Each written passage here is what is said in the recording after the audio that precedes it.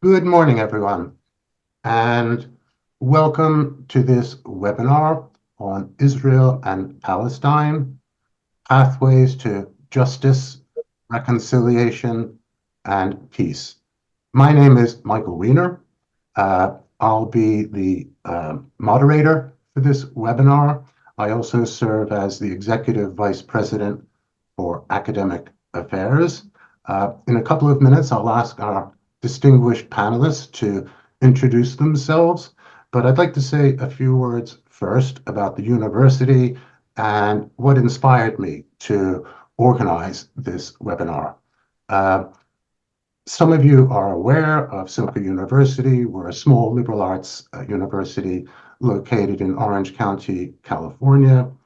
And the mission of this university is to focus on global citizenship, peace, and and respect for all human diversity. And in thinking about and organizing this webinar, I was very much inspired by the words of our founder in a speech he gave at Columbia University in 1996, where he broadly defined global citizenship as wisdom, courage, and compassion. And so that was the inspiration behind this. But also as a historian, I know that the pages of human history are always preceded by a constellation of events, actors, and other events. And so what is today is always, to a certain extent, determined by what happened in the past. But the focus of this seminar is to look to the future, to explore potential solutions, processes that can produce those solutions, and the role of external actors, in local communities, wherever you might be located. And I want to thank the hundreds of registrants to this and for the many interesting questions that were submitted by you during the registration process. These have been embedded in the questions that I'll be putting to our panelists. And there were so many good questions that we've actually turned off the chat function because I want to ensure that the panelists have sufficient time to really voice their perspectives. And so it's divided into three subsections or themes. The first is solutions. The second is how those solutions can be realized. And the third, the role of external actors. And so before I ask the first question, I'd invite our panelists to briefly introduce themselves. So Farid, your right-hand corner of my screen, would you like to go first? Thank you, Michael. Thank you for invitation. It's a pleasure for the invitation. It's a pleasure to be on this panel with these co-panelists. My name is Farid Abdel-Nour. I'm a professor of political science at San Diego State University. My area of specialty is in political theory with a particular interest in Israel, Palestine. So I'll just keep it brief like that. Thank you very much. Samer? I'm Samer Senejlawi. I'm a Palestinian from East Jerusalem. I am a political activist.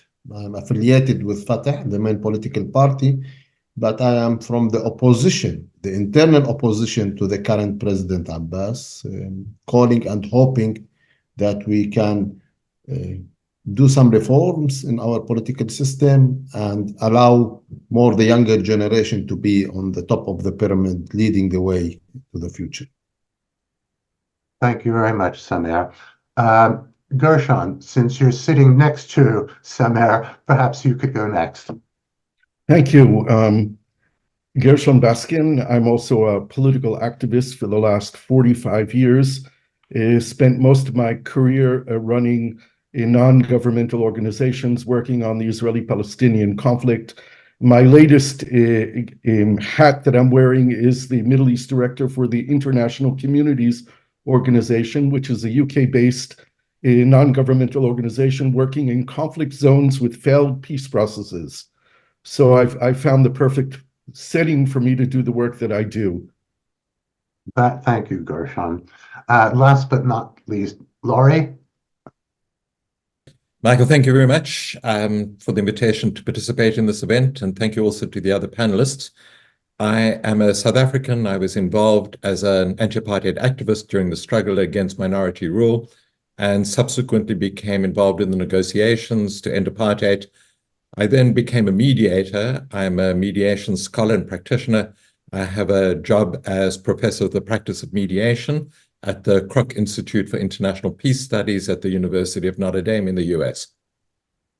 Thank you very much. I hope I can hear the thanks and gratitude being expressed by the hundreds of attendees. So I'll dive right into the first question, which may seem a bit contradictory. What is the most desirable and viable solution to the Israel-Palestine conflict? So viable and desirable. How can we bring these together if we can? Farid, would you like to take that on first? Yes. I suppose to take on that question, the first thing that comes to my mind is that when we think of a solution to this conflict, we have to remind ourselves of how bad the status quo is. That we're not looking to create something ideal because what we have is just okay or isn't perfect. Not only is what we have is not imperfect, what we have is a total disaster. And we have to begin from that point of view first. This is a disaster. This is not a backup option. So once we take that into account, I don't have a favorite solution to this conflict.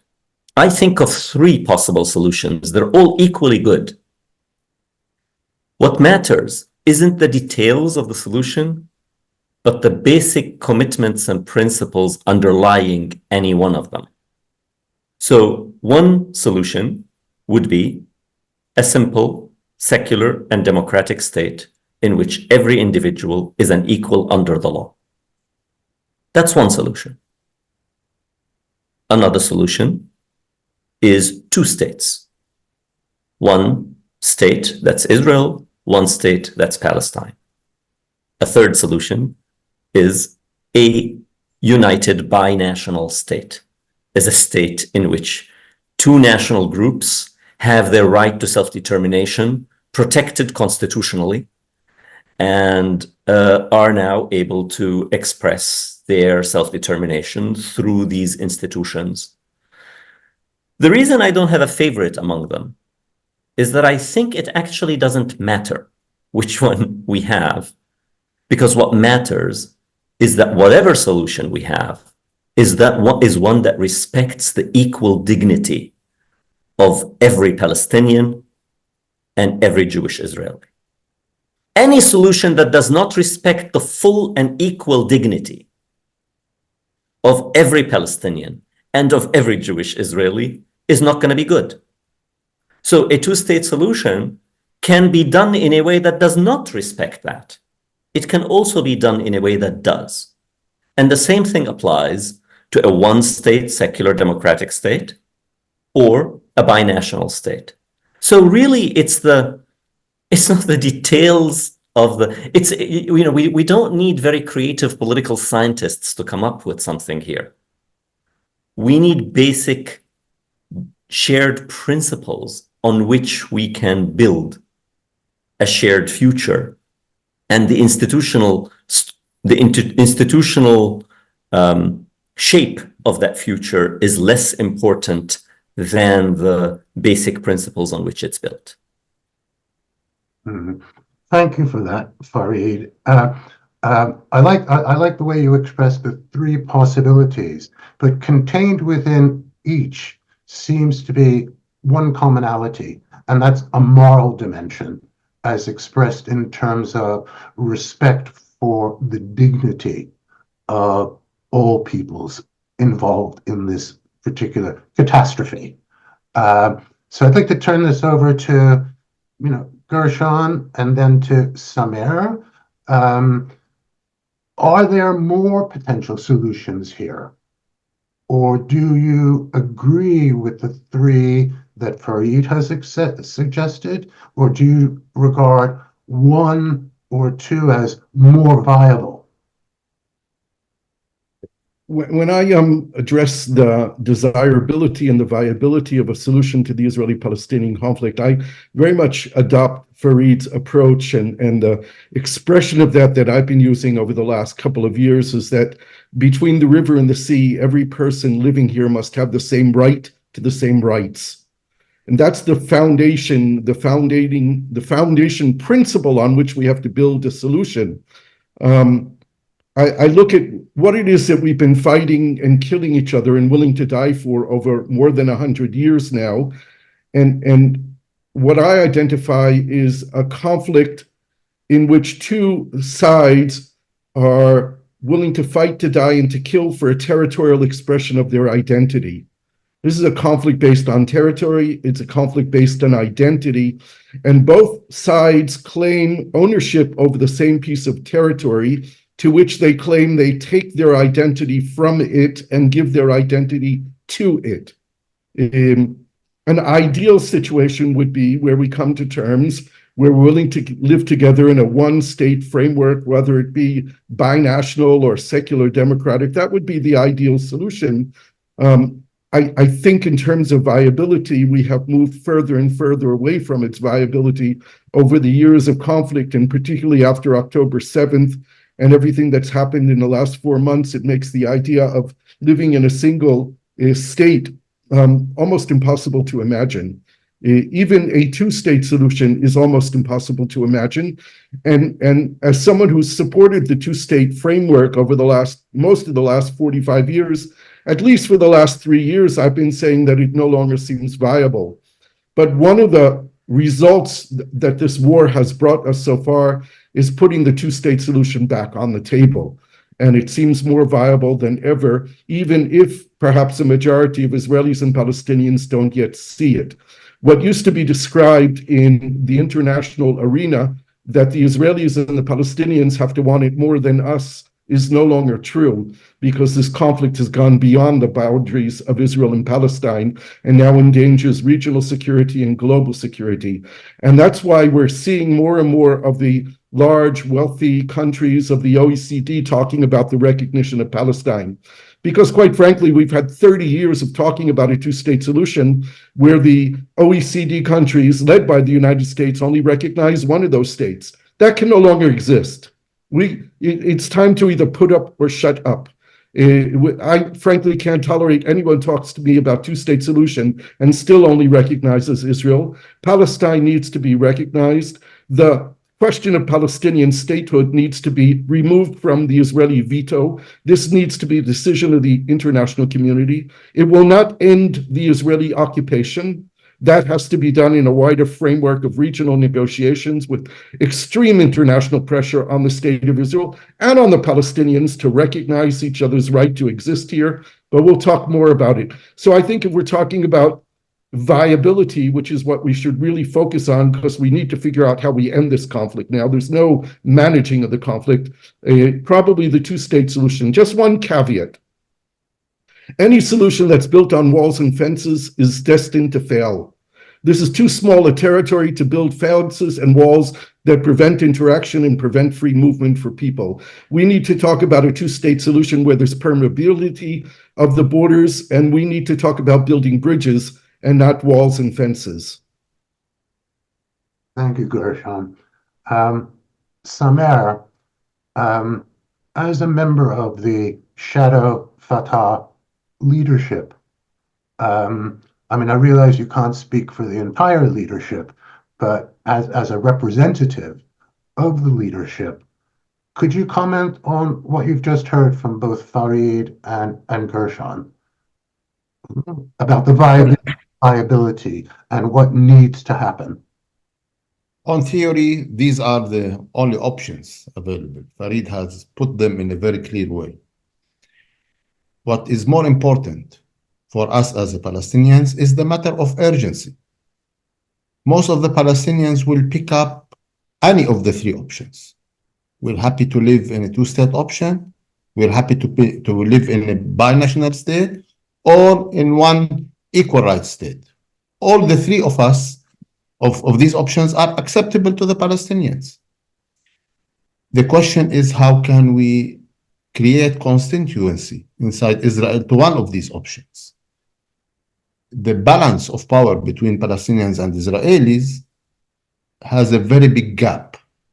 Israel is, as an entity, as an state, as a people, is maybe 200, 300 times more powerful than Palestinians in economy and in military. So for a matter of leaving both sides to negotiate, this process of negotiations that we have tried since Oslo will lead to nowhere. Because, as I have said, most of Israelis are not very confident that a two-state solution is good for them. Maybe for half of them that are on the left side of the political map, they have some concerns that this state might be a security threat to Israel. The experiences of the second intifada, now the 7th of October, I think it's legitimate. I can understand most of them. And by the way, I am a Palestinian who spent the last 30-something years in dialogue with Israelis. I have met all kinds of Israelis, from prime ministers to activists, small, left, right. And sometimes out of joke, I tell the Israelis, I know you better than you know yourselves because I talk to everybody, you don't talk to each other. So I can understand that half of the Israelis in the left, they have doubts that a Palestinian state will be able to secure them. It might consist some threat. And the other half on the right, for ideology reasons, they don't want a Palestinian state. They believe that they have exclusivity on the whole land, and the Palestinians are simply need to find a homeland somewhere else, outside of the borders. If you watch our youngsters now, especially these days after the 7th of October, you will find most of the Israeli youngsters, most of the Palestinian youngsters, they put a necklace with the whole map. There is a small differentiation. You can notice who is Palestinian, who is Israeli, because the Israelis add the Golan Heights to it. The Palestinians, they still have it without the Golan Heights. So in a way or another, the war has confused most of Israelis and Palestinians. For me, I would like to say, well, we as Palestinians, we welcome any of the three choices that Farid has mentioned. We would like to invite the Israelis to initiate negotiations among themselves. Let them try to figure out how do they want to proceed with the Palestinians, in which direction. We said the two states solution is 50% not very much welcome for different reasons. One state solution, I think for most of Israelis, is also not welcome because the Israelis would like to have their own Jewish democratic state. So in terms of demography, now we are 50-50%. There are 7 million Palestinians and 7 million Jews between the river and the sea.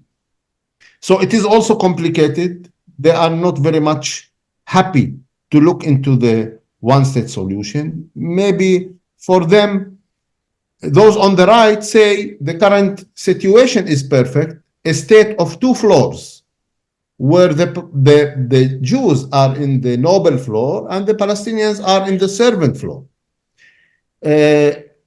But the other 50% of the Israelis who don't really click to the ideology would say, let's leave it now.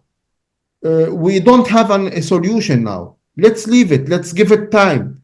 maybe in 10 years, in 20 years, in 30 years, we will be able to find something that works for everybody.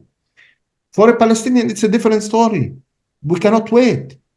I am almost 52 years old, and I am not a citizen of any state because Israel is not allowing me to be a citizen inside Israel, and Israel is blocking a state where I will be able to practice a citizenship. And it is a basic right for any human being to be a citizen of at least one state. So for the Palestinian, waiting is not an option. They need a solution now, because you can compensate Palestinians on everything, on a land, on a property they have lost, even in a life that was lost in a war. But can you compensate a Palestinian like me that was born without having the right of citizenship and might die? Can you compensate me on my life that was stolen from me? Nobody can compensate us on the life that has been stolen for us. So the matter of urgency is very much important for Palestinians. Thank you, Samir. I mean, that really reinforces the immediacy. And as Farid said, it's not as if the current situation is imperfect or not that bad. It is catastrophic. And so I'd like to put a question to Laurie here as a follow-up. Based on what we've heard so far, what does justice look like in this situation? Yeah, thank you, Michael, and thank you to the other panelists. I had an opportunity to work in Ramallah in 2005, 2007 with the Palestinian Authority on the question of security sector reform. And as a mediator and as an activist, I've never felt as negative, as pessimistic. I've never felt as profound a sense of hopelessness that was being communicated by my Palestinian colleagues, and that was my own perspective. I think that October 7 and its aftermath have had a paradoxical effect. We may have thought that a two-state solution was not viable before October the 7th.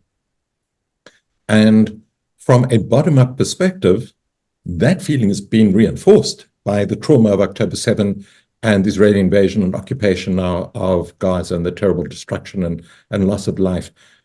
But the paradox is that from the perspective of the international community that went to sleep on this conflict, that grew ethically and politically lazy and just thought problem solved or problem abandoned, more accurately, all of a sudden two-state solution is back on the agenda. It's in the GA resolutions. It emanates from the EU. It emanates from the region. It emanates from the Biden administration. I don't think there is an alternative to two-state. And if we have a two-state solution, then, as Farid said, the question of principles are very important. And you emphasize the principle of dignity, so that's principles attached to humans. At the level of two states, the critical principles have to be equal right to sovereignty, equal right to self-defense. So the notion from Camp David of a demilitarized Palestine as a state, I think, is completely untenable now. So you need states that recognize each other, that respect each other's sovereignty, and that have to have a capacity for self-defense in a way that is least threatening to each other. I think that solution, Michael, to come to your question of justice, is the only possible just solution. And then the details of justice, which include the question of reparations, the question of the right to return, the recognition of harm done, how that is managed would be a subject for negotiations. But if you have two sovereign states recognized internationally and recognizing each other, you at least have the potential for justice for citizens within each of these two entities. That is very far from where we are now, and that would be a huge accomplishment. Absolutely. Thank you. So I'd like to wrap this first section up with a question that relates to all of your comments. this notion of a binational or a federation of independent communities, independent states. I mean, what would that actually look like? Yes, the right for self-defense, but we're looking at a relatively small geographical area. Would it not need to also entail the right of movement of people, ideas, goods, finance, to actually create a foundation for collaboration and cooperation rather than competition? So I put that question to anyone to answer. Gershon? Yeah, there is an organization that's been around for about a dozen years called the Land for All, which has a model of a two-state solution based on the 1967 borders, with open borders between them. This is in looking at the longer-term perspective, but based on a kind of European Union model where there's a differentiation between residency rights and citizenship, so that Palestinians could live in Israel and Israelis could live in Palestine with maintaining their citizenship in their own country, in the way that a Polish citizen today can live and work in Berlin and have all the rights to live and work in Berlin, but they vote in the Polish parliament. This would also accommodate a kind of negotiated right of return for Palestinian refugees to come back. It would enable the Israeli settlers who want to live in a Palestinian state to stay where they are. All kinds of things like stealing land and things like that need to be adjudicated.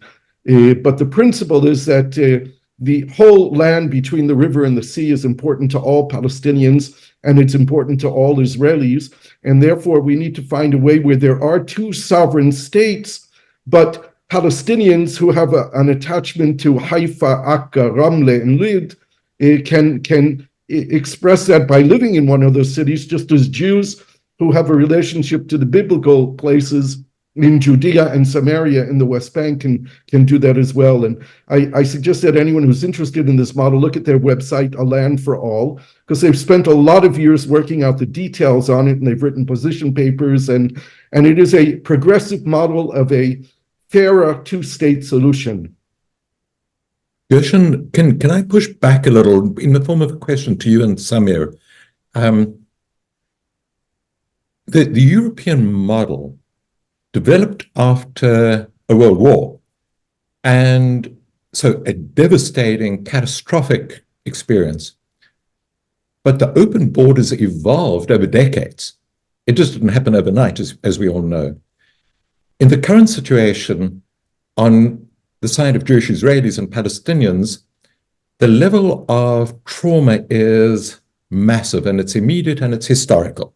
The immediate compounds the historical trauma. And so the level of trust is non-existent, and the level of hatred and fear is high.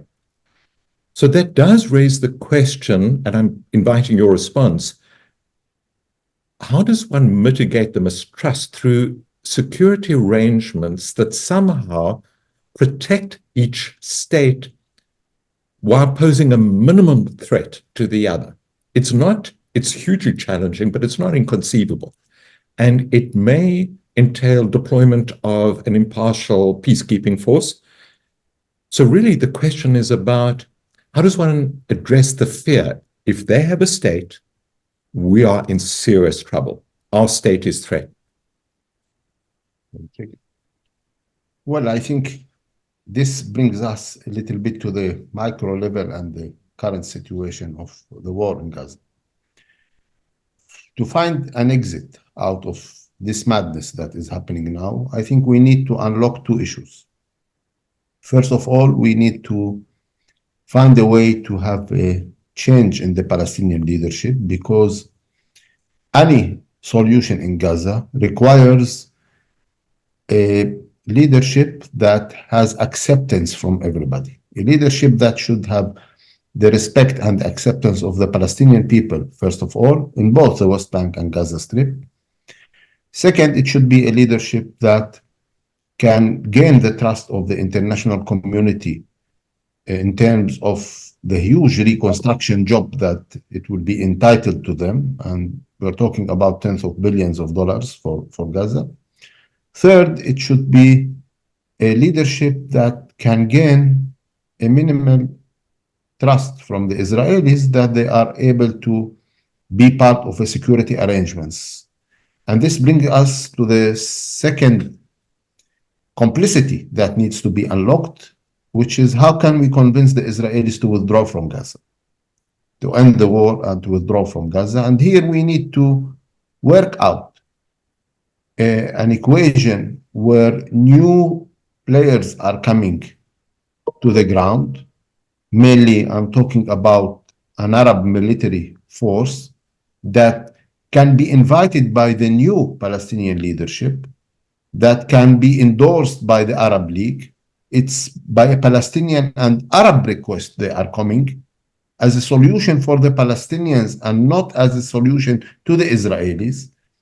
So in front of the people, whether it is a part of the force will be Egyptian or Jordanian, the justification for why are these forces in front of the public opinion locally in their countries are coming to Gaza because the Palestinians are requesting this.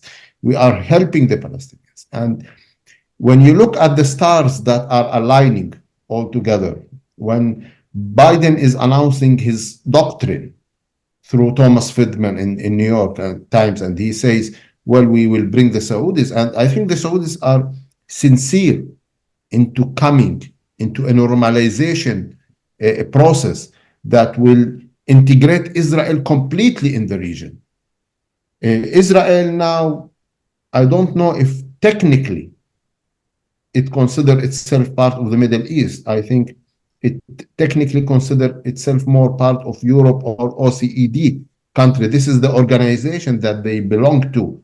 But if a new arrangements will integrate Israel, will open its doors to the region, to the Islamic world, to the Arab world, having the Saudis normalizing the potential economic horizons that we are opening, having an army that will take the keys of Gaza from the Israeli army and slowly, gradually giving it back to a Palestinian revitalized entity that is able to work with the Israelis and the international community into a process that will guarantee the Israelis security and will guarantee the Palestinians' national aspirations.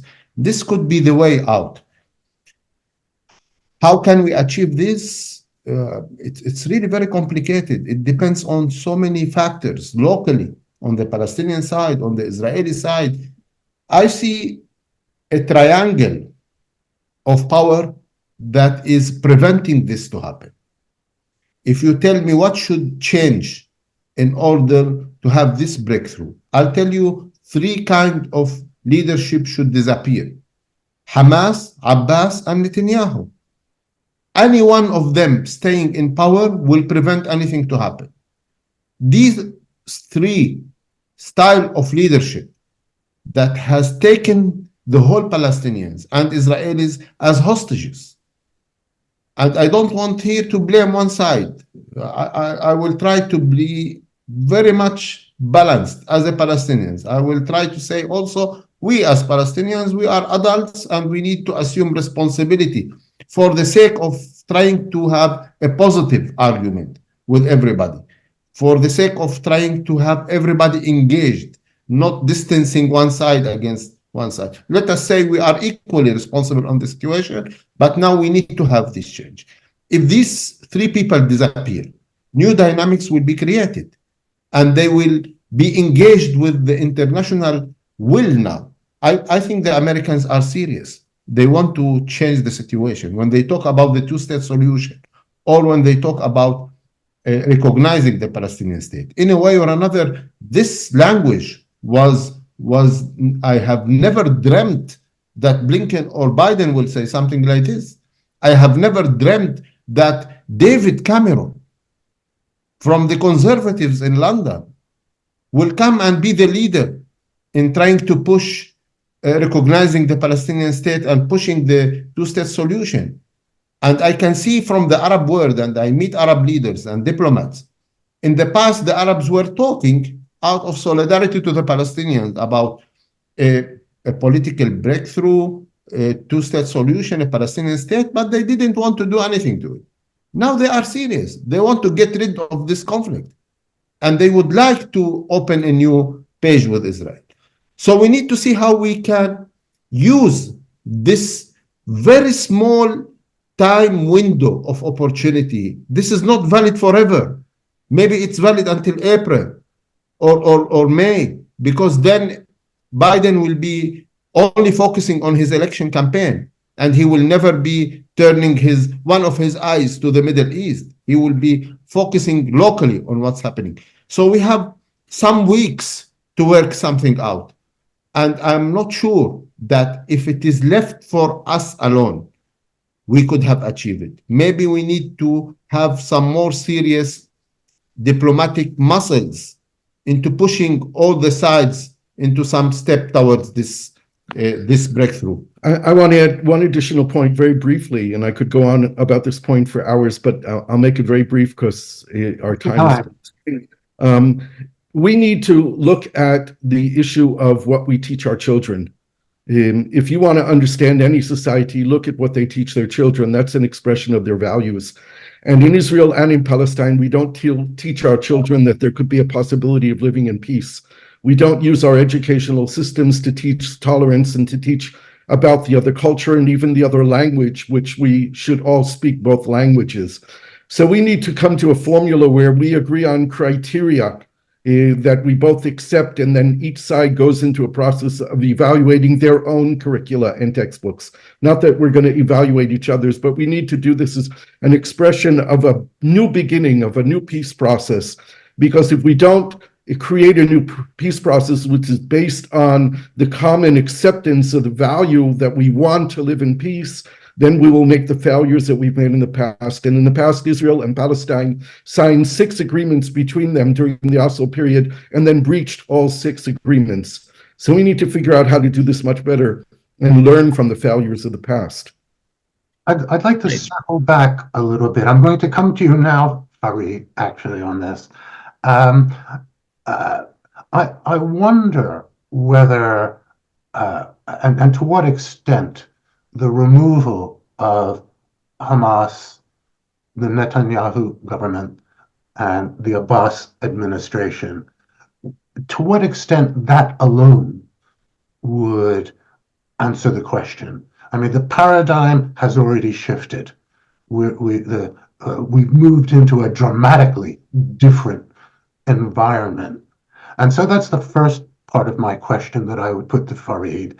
And the second is, and this is with reference to what you've just said, Gershon, that these political leaders are a reflection, tragically, of their populations and the dehumanization of which this horror reflects, ongoing since October the 7th, that needs to be addressed. That seems to me to be integral to any process, is that rehumanization of your neighbor. And that speaks directly to the question the point that Gershon makes. But can that be left to politicians alone? So it's a 2-part question for you to grapple with, Farid, and add whatever else you had in mind. Yeah, no, actually, you asked a question that's directly related to what I was hoping to also comment on. My worry about talking about re-establishing a peace process, and my worry about focusing on the leaderships, is that we've seen all this before, right? Let's be realistic about what Joe Biden and Blinken and Cameron are about right now. They have a public relations problem on their plate, and they need it to go away. They need it to go away quickly enough so that so it's not occupying their attention. They don't need to resolve the Israeli-Palestinian conflict for that, and I think they know that they can't in a matter of weeks or months. What they'd like to do is to create enough of an impression that they're doing something about it, that it goes off their table, so that people stop telling them to do something about it. And that's what we will probably get. We will probably get from Biden something to give people, it's a drug, if you will, that will convince his electorate and anybody who's criticizing him that he is doing something about this. So the focus on leaders is important, but definitely not enough. And I would say, Samir, you mentioned the leadership of Hamas, you mentioned the leadership of the Palestinian Authority and Netanyahu, but you did not mention Israeli leaderships from other parties, right? It's not as if it was only a Likud government over 30 years of the peace process that has deprived Palestinians not only of a solution, but has systematically built a system of apartheid to imprison them in. It's not just Likud governments that have done that. So we have a serious problem, yes. I worry that our focus on leaderships is too narrow. So, and I want to circle back to something that Laurie said about I actually was beginning to feel like there is a relationship and a closeness between the two models of a binational state and a confederation of two states. And Laurie's question is correctly, how can you expect people to be together and moving free movement, etc., when they're essentially at each other's throats? I think one process we haven't considered is the systematic dismantling of the apartheid legal structure that is in place right now. Starting to peel off one law at a time. This way, with whether it ends in one state, two state, confederation, binational, regardless of whether we do that or not, that legal structure has to be peeled. These legal restrictions have to be peeled off one at a time. The laws that allow Israel to confiscate land, that can be peeled off even if you don't have a solution. So I want all the things that Samir is talking about. And I realize that because of the urgency that those of you who are living there you feel it much more than I can feel it. You also want to hang as much hope as possible on the smallest bit of light that opens up. It's just those of us who live in the United States see the way that the American system works. We see how these politicians, they don't even try very hard to manipulate. It's very minimal what they try to do to initiate what they want. So I worry about that. And I was hoping we will eventually get to Gershon's question about the rehumanization, which is part of the education. I'd like for us to be able to talk about that maybe in a bit, maybe in a little bit more detail. Well, let's do that now. I've inserted that because neither side, whether it be Hamas or the IDF, seems to find any sort of a moral contradiction in the slaughter of civilians. That is the most brutal, most horrific reflection of the degree to which dehumanization has taken place, as well as comments that have been issued by either Hamas spokesmen or members of the Israeli cabinet referring to Palestinians or Gazans as non-human. So I really think this is an essential part of that peeling back. That peeling back won't happen without the rehumanization. And how can that begin when we cannot rely on the political elites who are either directly involved or indirectly involved?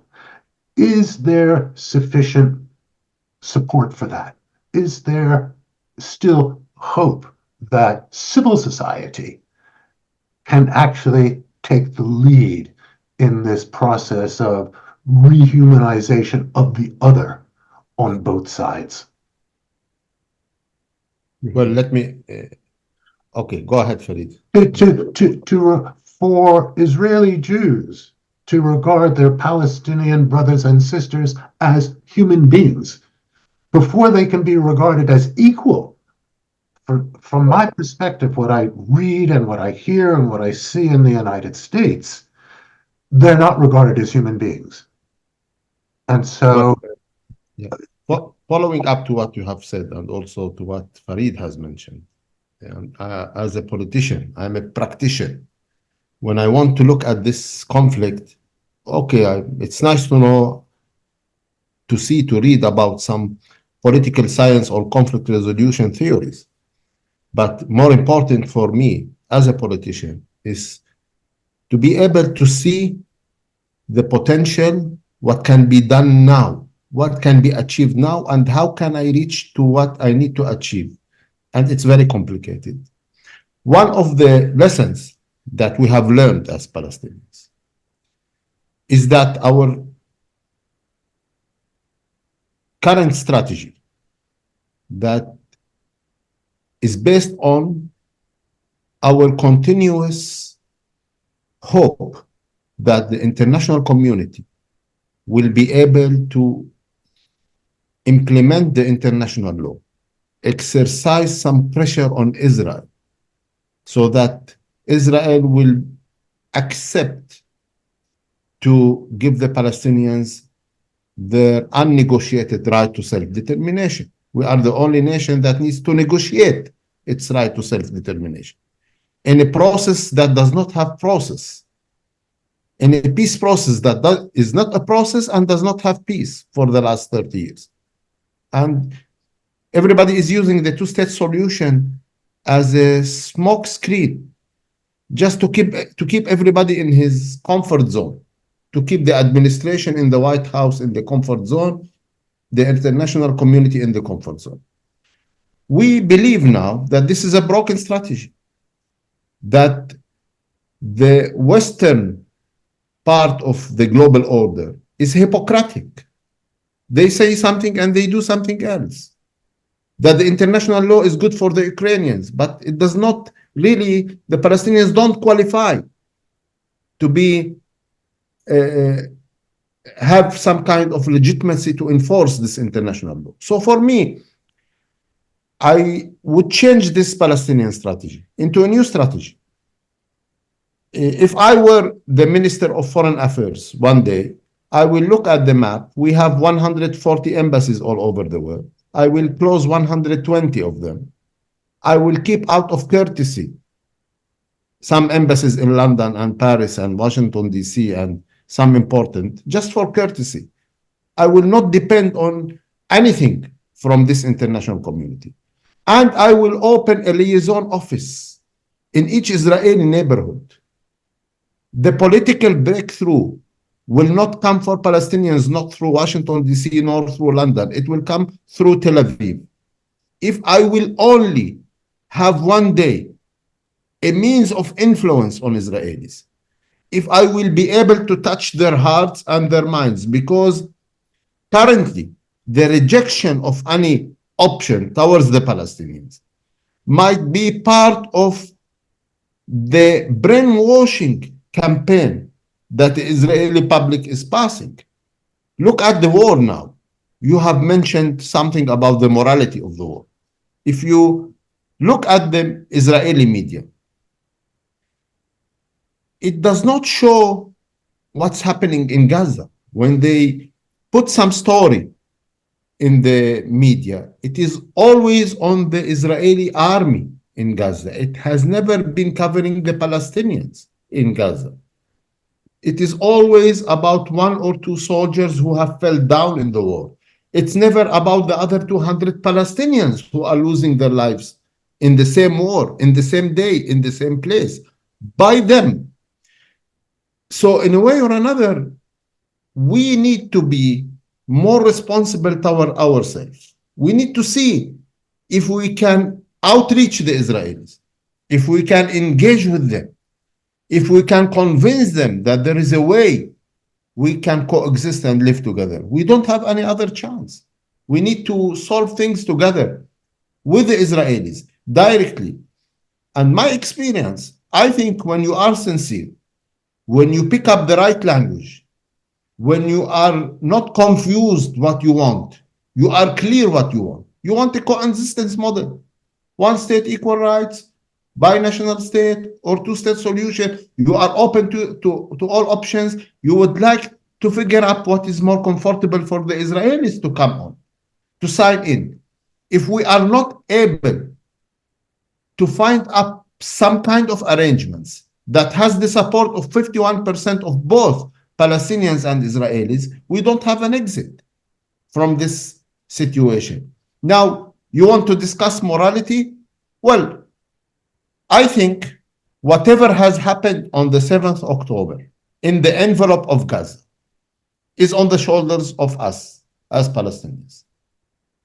And from a moral point of view, we should be able to condemn it. We should not be able to justify any killing of any civilian. The good cause does not justify the means. And I don't want to relate this position and to condition it on a similar stand by Israelis. I want to be, and I have been in the envelope of Gaza, I have been in Kfar Gaza, and I have condemned whenever a Palestinian citizen, nobody knows what has happened that day. Okay, maybe some of the victims were not really targeted by Hamas, maybe by civilians, or maybe by the army itself, maybe, I don't know. But we have caused some harm. We have caused some death among civilians, and for these cases, we hold moral responsibility, and we should condemn it, and we should regret it. We should be able to feel the grief of the Israelis at that moment in that place. And we leave the issue of what's happening to Gaza and the Israelis. Maybe one day when Israeli will go to Gaza and have a certain moral steadfast position towards the hundreds, the tens of thousands of Palestinians who are losing their lives in this war. It's up to them. What's happening after the 7th of October every day in Gaza is on the soldiers, is on the shoulders of the Israelis. And it's for them, for their own sake. They need to determine whether it is moral to kill a Palestinian kid every 6 minutes in Gaza. Because for me, I can't find any reason to kill any Israeli kid 1 kilometer away in Kfar Gaza. And I think both kids deserve to live. And we cannot give any moral justification in killing any one of them. This kind of conflict has brought us into a situation that both of us think that everything is permissible in this conflict. And unfortunately, it is not correct. There should be limits. There should be moral red lines. If we start being human beings before being Israelis or Palestinians in this conflict, we will be able to find a way out. Now, how can we reach to this? One side should take the first move. Maybe it's on us now as Palestinians. We are the victims, right? We are under occupation, right? But we have more responsibility toward our people to take the first step, to try to impact the Israelis, to try to push them towards us, because we are suffering. We cannot wait every single hour is important for us now in Gaza, because while we are talking, people are falling. So every minute counts, every day counts, and we need to act quickly. We need to act quicker than the Israelis. We need to outreach them. So I think the solution could be into digging into the roots of the problem. And the roots of the problem is based on two narratives that are fighting each other. if we look at the two narratives, the Palestinian and Israeli, we can see that with minor changes in these narratives, we can combine both narratives into one. Like, for example, why should I deny as a Palestinian that there are historical rights to Jews in this land? They were here 3,000, 4,000 years ago. They continued to be here. And they are now here 50% of the population. So for me, there are historical rights for Jews in the whole land. But also for the Israelis, they need to realize that they have never been alone here. There is no exclusivity. There was always others, and these others are us. So if we have this common future, we should be able to find, if we have this common history, we should be able to find a common future based on we both belong. There is no exclusivity. We have equal rights, and we need to find a way that we continue to live in this land, even after the war. Palestinians and Israelis will continue to live in this land. And they need to find out an exit of the current conflict. So it needs leadership. And I think, because I am a Palestinian, we should start by trying to do something different. Maybe if I were Israeli, I will feel the responsibility that the Israelis should start. It's enough that one side takes the first step. I'm sure that the reaction will be positive from the other side, but it needs to be sincere. It needs to be clear. It needs to be transparent. It needs to be inclusive for the other side, not exclusive of the other side. There's little to disagree with what you've just said, Samer. The question remains that when the enemy is faceless, there is no moral red line. There is no moral dimension. And that's the current situation. And so I'd like to reach out to Laurie, because given your experience, working through apartheid, being a part of that, you've probably met something quite similar. And so what are some strategies that could be adopted? Samer has suggested that, if one side were to reach out, then it would elicit a positive response from the other. But we're also dealing with fundamental inequalities between Palestinians and Israel. One is a state, one is not recognized as a state. Palestinians are citizens of no country. Israelis have the protection of citizenship. And as Farid pointed out, the international community, and as Samer reiterated, has effectively been ineffective.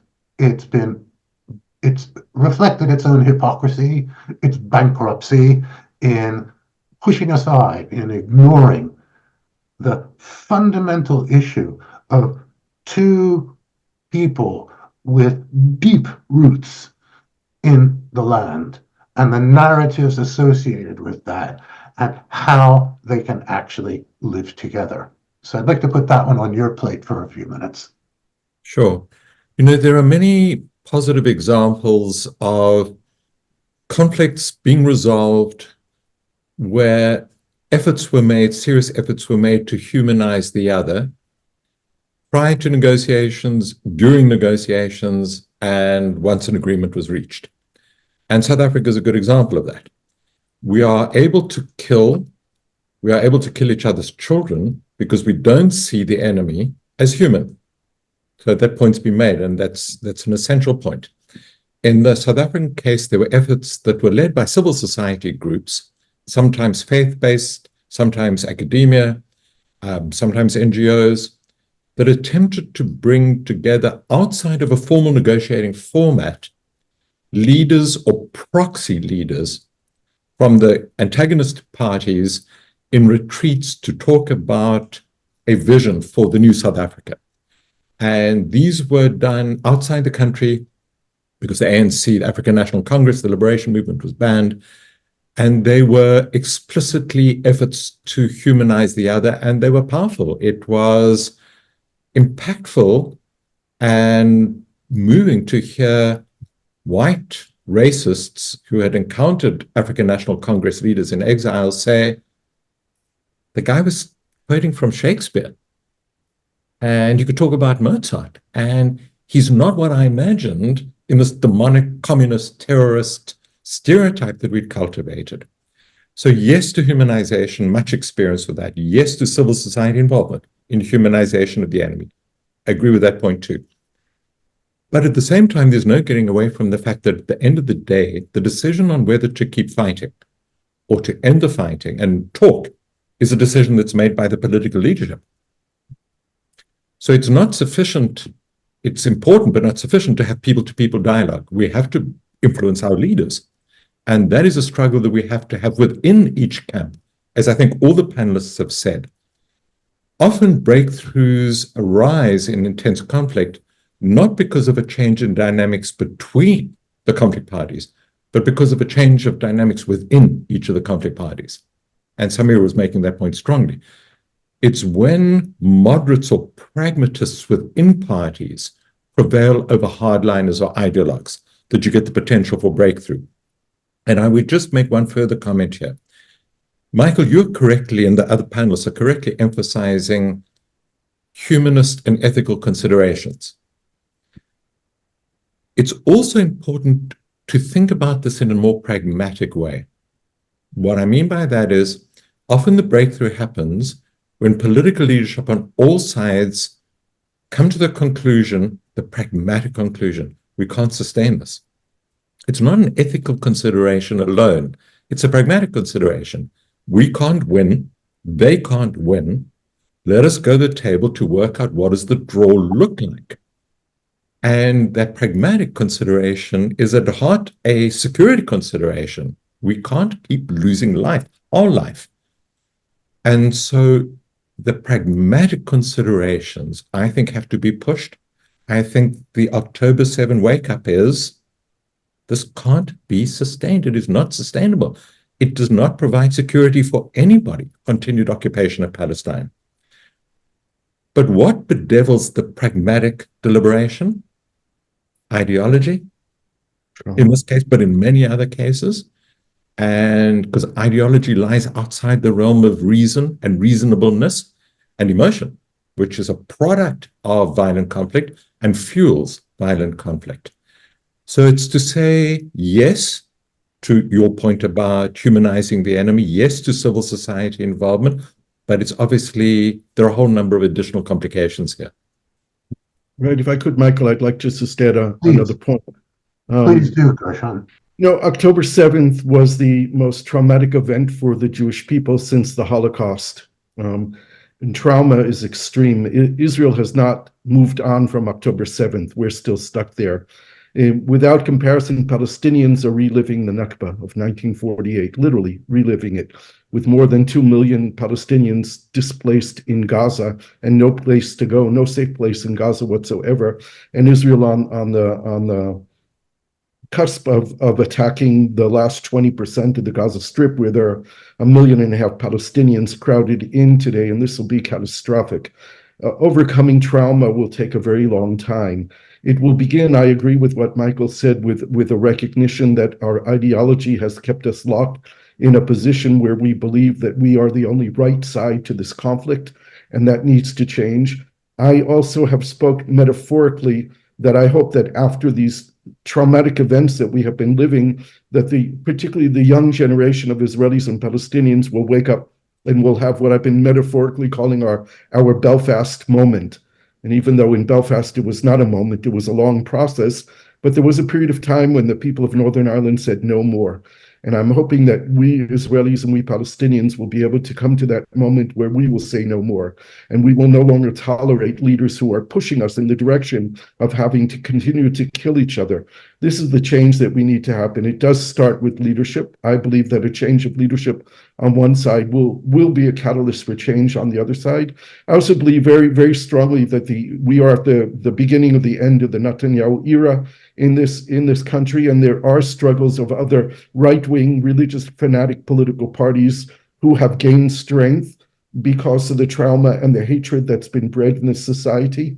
And we've seen a rise of support for Hamas in places like the West Bank, and this needs to be challenged by us. We are sitting here tonight, Samer and I together, because I think what we're trying to do is be a living model of the kind of world that we want to see. We are not enemies. We are very close friends, and we share a common view of our future. We can have disagreements among ourselves. There are times when I've sat in Samer's house during the period of the war watching Palestinian television stations in the background, and it's been very difficult for me. And I've sat on my hands and kept my mouth quiet while I was trying to demonstrate to Samer my empathy with the pain of watching the mass killing of Palestinians, innocent Palestinians in Gaza. And this is the kind of empathy that Samer demonstrated when he went to the kibbutz Kfar Aza and saw the atrocities that were committed by Hamas there. We need to find the humanity in each other. And there are more than 100 Israeli civil society organizations working across the divide, either inside of Israel between Jewish and Palestinian Israeli citizens, or working with Palestinians on the other side. They're organized in two umbrella organizations. One is the Israeli Peace NGO Forum, and the other is a group called ALMEP, the Alliance for Middle East Peace. They both have websites where you can find links to all these organizations. They're working. There's a very strong civil society movement. It's been hurt because of the war, but I think it will come back much stronger after the war, because there's already been said, this conflict is not a conflict that can be managed. And Netanyahu significantly convinced the Israeli people that we can occupy another people for 56 years and imagine that we can live in peace, or lock 2.2 million people in a territory like Gaza with 80% poverty and imagine that we can have quiet. That blew up in our face on October 7th, and now we have to face the reality of our existence here. We're not going anywhere. 7 million Israeli Jews and 7 million Palestinian Arabs are staying in this land, and we need to deal with that. And that's the most important fact that we all have to realize when we reach out and understand that we're all human beings. The best way of starting that process is if we learn each other's language, which we should have done a long time ago. Yeah, I mean, that's the final piece of pragmatism that I think Laurie was speaking to, that it's not just a question of we're not going to win, you're not going to win. It's we're not leaving and you're not leaving. And so the pragmatic solution is to find a way in which we can live together. And I think, Farid, you were about to jump in. Yes. And I preempted you. I apologize. No. Thank you for giving me the turn. I just maybe I want to push back a little bit about the dehumanizing framework. I feel like if we say that the two people are dehumanizing one another, we don't give ourselves enough room to investigate the very different phenomena that are involved in each situation. So what is the need? In other words, why? Why do Palestinians justify the killing of Israeli civilians? Is not the same, the answer to that question is not the same as the answer to the question of why do Israelis justify the killing of Palestinian civilians in large numbers, in 20 times as many numbers. So I think it's worth, if we really want to be serious about going beyond this dehumanization, we actually have to understand the dehumanization and what role it plays in each people's ideology, in each people's set of circumstances and conditions. And so when I talk to Palestinians, you know, whether they are people who are close to me or like living far away, it is very clear. Actually, it's not that they dehumanize Israelis, Jewish Israelis. I think they just think that that's the way of that this is the only available mode of resistance, and they think of that. I agree with Samer that of course there are certain forms of resistance that can never be justified, and the wanton killing of civilians can never be justified. Yet that's really the justification. that Palestinians give for the killing of civilians is that there's nothing else we can do. They will not even acknowledge we're here. They won't acknowledge that we are suffering. They treat our catastrophe as if it is a fine, okay option. And what's accessible to us is civilians to kill. Not acceptable, but that's one type of motive, right?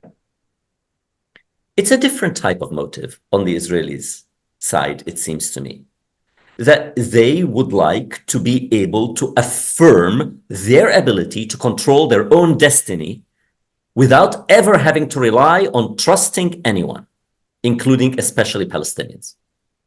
That's different. I also think, and this is something that has been said before, how important it is to look at the history, to look at our own histories and learn each other's histories. So Gershon has mentioned the learning of language.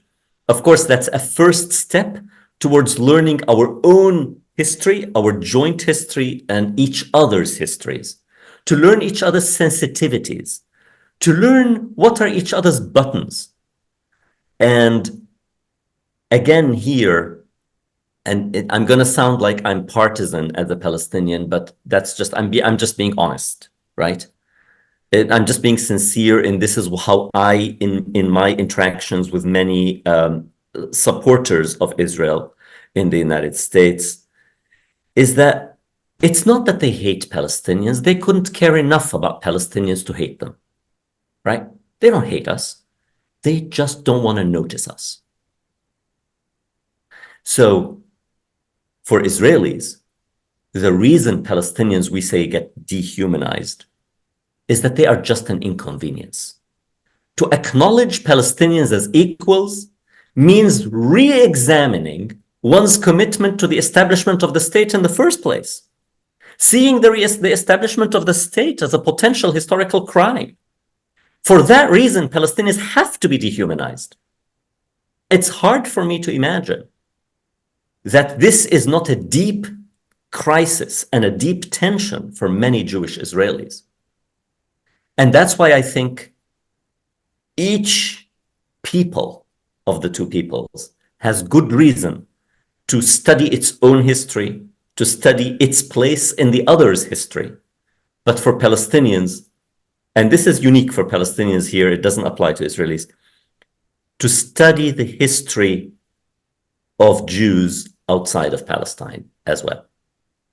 Because the Jews who came to Palestine came with a trauma that is not of Palestinian making, but it is a trauma that Palestinians have to live with. And the people they're interacting with carry that trauma. It's not enough to say we didn't do it. The people you're interacting with have it. For Israelis, they have to acknowledge that actually the Palestinian trauma was not committed by a third party. It was inflicted by themselves, by the Israelis themselves on Palestinians. And so there are many asymmetries in the relationship that require very different approaches to the psychological investigations and the historical investigations. And they are not going to yield at the end, oh, I humanize you, you humanize me. That's the result we want, right? But it's going to take very different paths on each side because it requires very different kinds of engagements. As a historian, I can only agree that essential to the process is that very re-examination of one's own history, but also to learn how that national narrative to which you aspire fits within the national narrative of the other party. And that requires, on the one hand, linguistic training, but it is possible without to learn the history of the region from the perspective of the Palestinian people. And this takes us to yet another theme. What actions, what sort of strategies can those of us who are outside, who are external what pressures can be brought to bear, or what sort of conversations do we need to have, those of us who live outside of Palestine and Israel? It floats across our screens, but we're not living it. So a first question is, and I usually agree with Farid Zakaria's analysis, but I'm not quite sure on this one. He very recently, in an interview, he noted that he defines the Middle East as post-American. I'm not entirely convinced with some 50,000 U.S. troops stationed in the region, as well as several naval battle groups. But he then goes on to say, who are the major actors and what role can they play in facilitating, at the very least, a ceasefire and ultimately movement towards justice and peace? And I think, Samer, you touched on this briefly earlier on, but perhaps Gershon, what are your views on that? What do you think? Yeah, you asked a bunch of different things, so I'm trying to figure out which piece of it I should relate to. Whichever one appeals to you. Okay. Well, one comment that I want to make is that it always bewilders me how the Israeli-Palestinian conflict is imported to the United States or to college campuses. And I never understood how, if you're pro-Palestinian or pro-Israeli, carrying out the conflict in your campus is actually going to help the side that you want to help.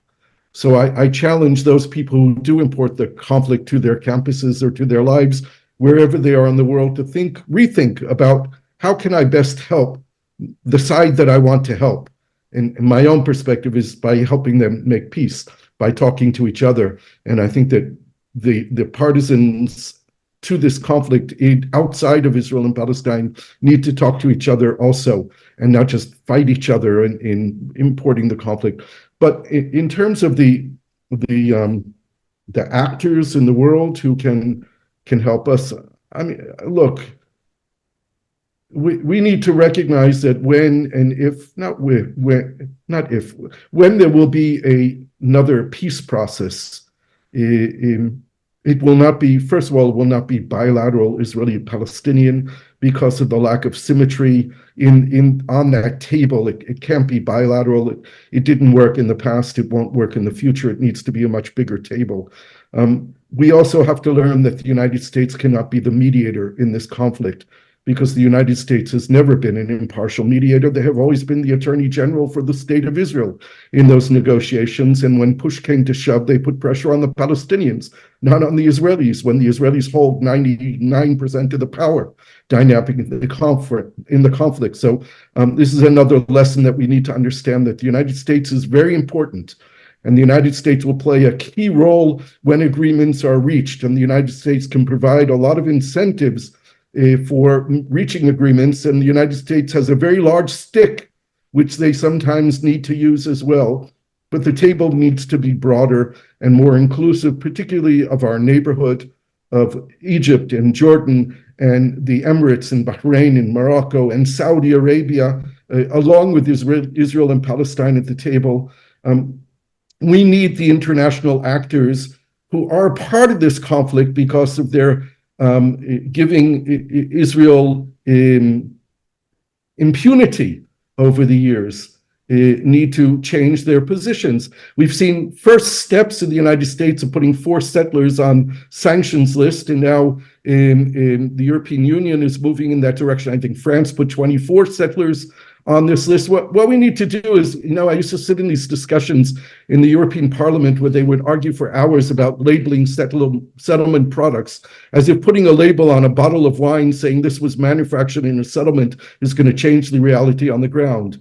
If settlements are illegal by international law, and the European Union recognizes that settlements are illegal under international law, then Israelis who reside in settlements should not have visa-free access to Europe, period.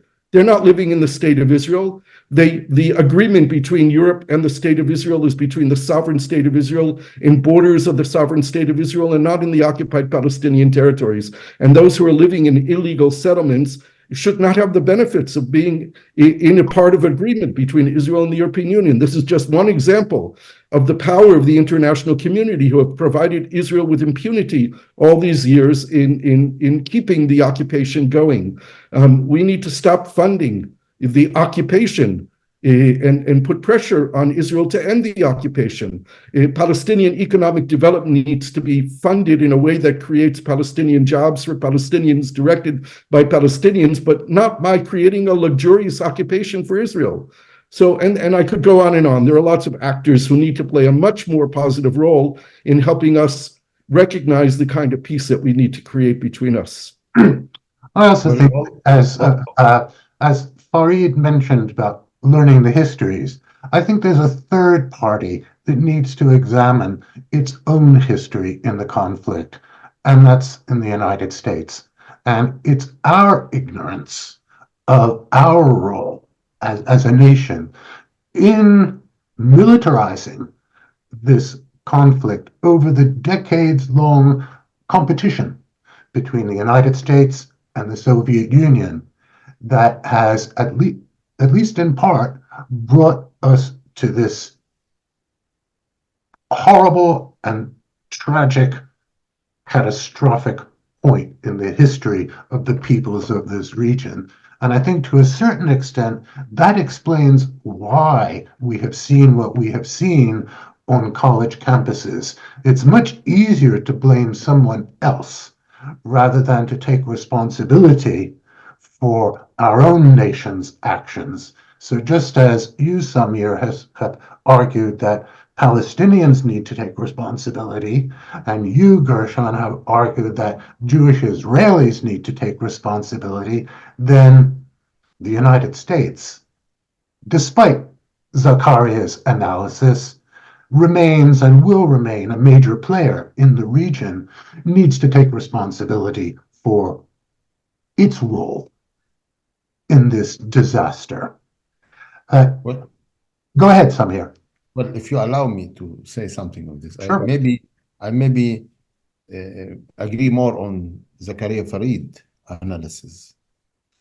I just want to give you some kind of a Palestinian lens to the role of the United States. Now, for me as a Palestinian, how can I convince the colonizer of yesterday that the colonizer of today is wrong? What is the language that I need to use with the American system? How can I convince an army in reaction of the 11th of September, killed 300,000 Iraqis and Afghanis, that the Israeli reaction to the 7th of October in killing 40,000 Palestinians is wrong? What is the basis of the argument that I should handle towards the United States? Now, the United States have a lot of military assets in the Middle East.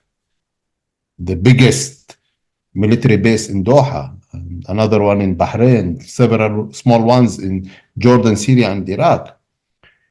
But did all of this convince Israel to listen to what Biden wants from this war?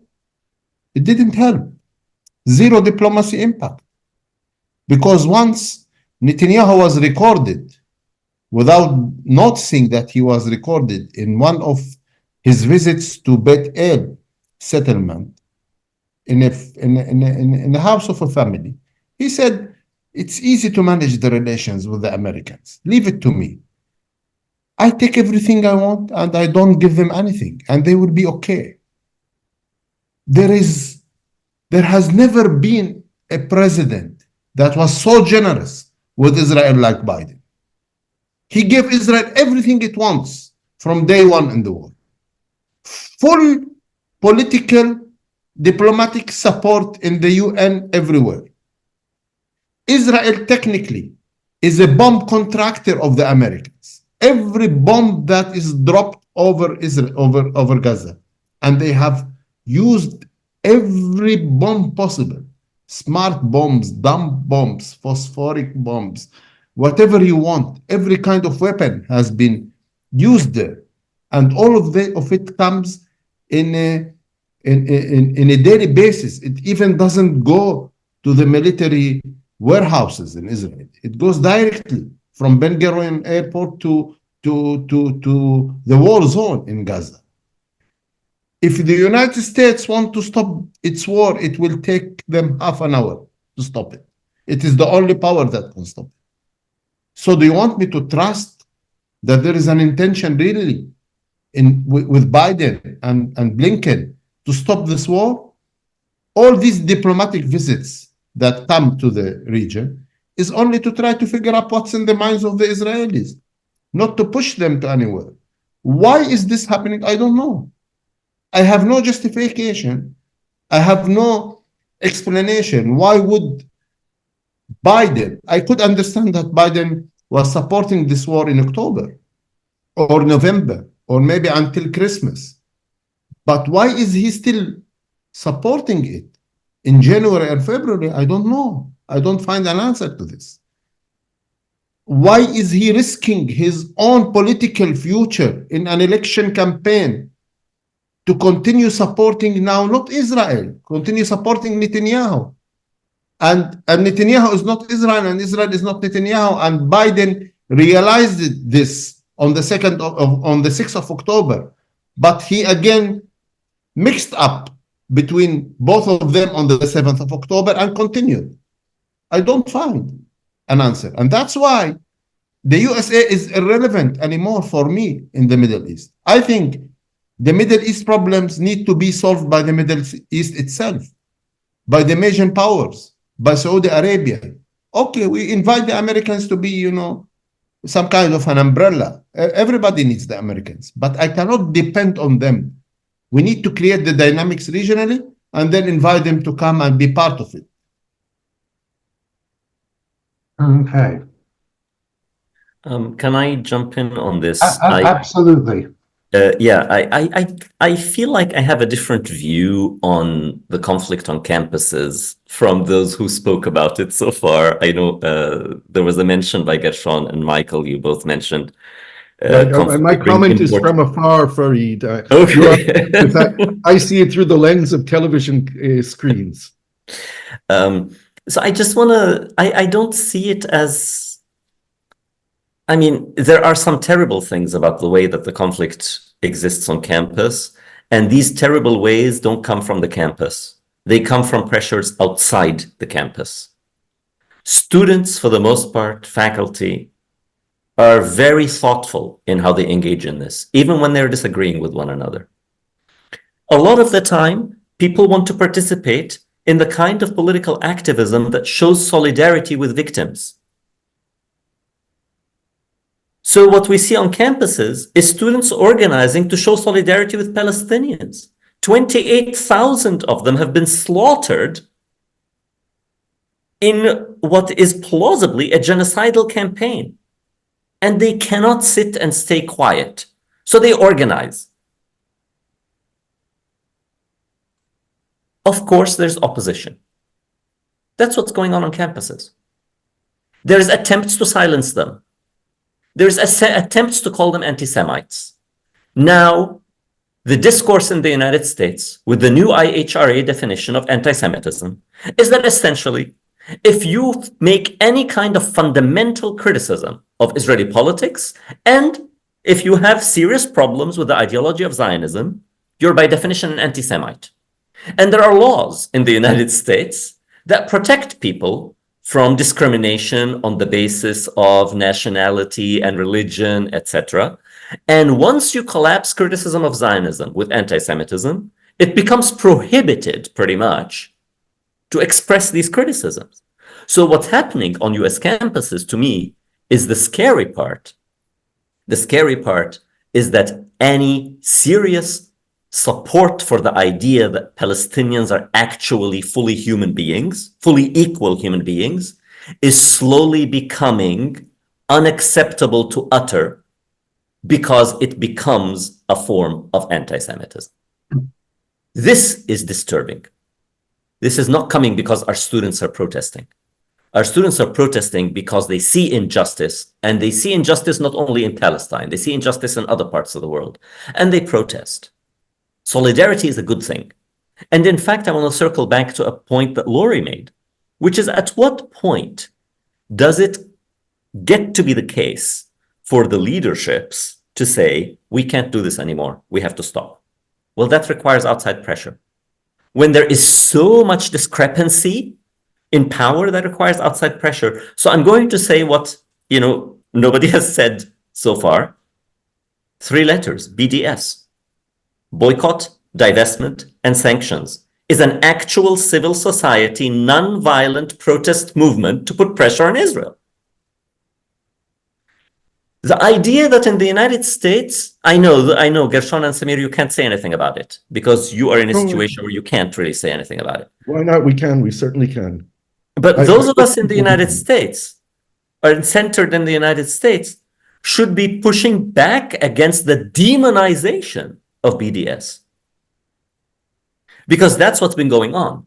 What's been going on is that when you really look at the American public, there are very large segments of the American public that understand the deep injustice that's taking place in Israel-Palestine.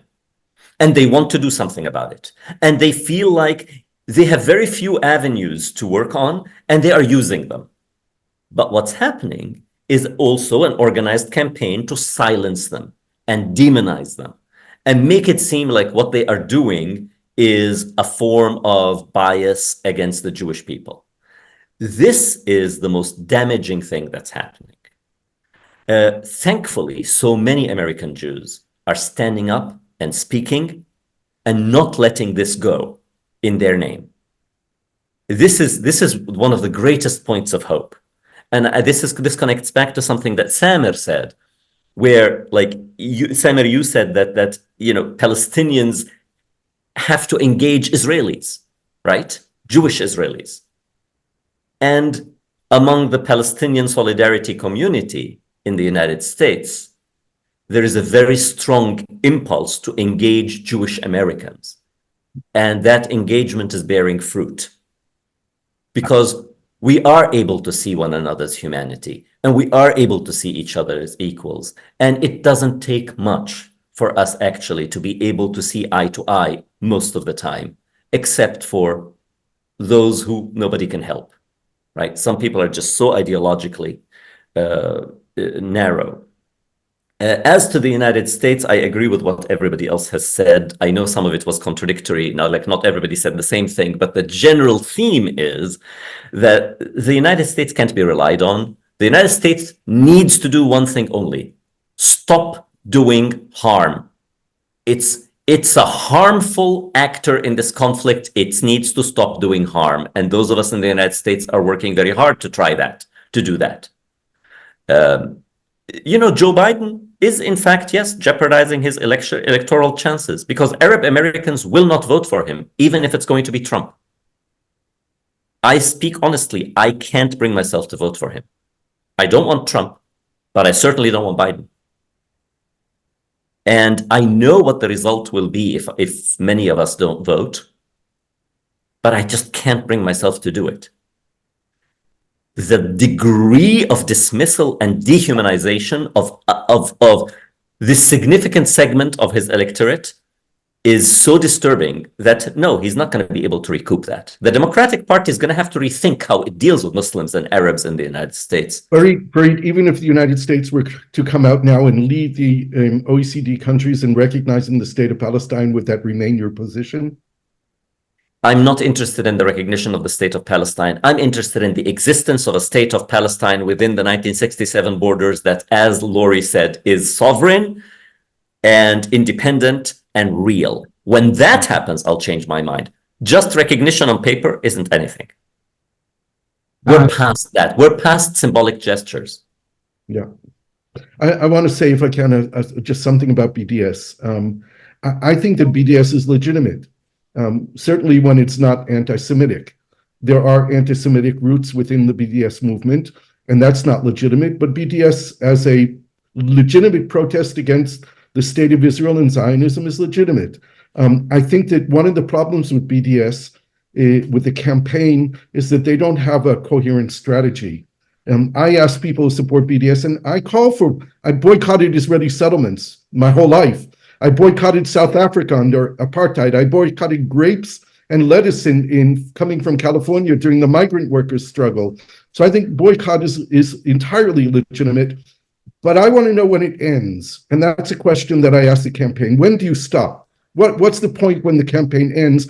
Because the BDS campaign continues to boycott SodaStream. SodaStream left the occupied territories. They built their factory next to Rahat, one of the poorest Bedouin communities in Israel, where they hire Bedouins to work in the factory, and they pay equal wages to Jews and Arabs who work there. There are Arab managers in the factory, but yet SodaStream is still on the BDS list.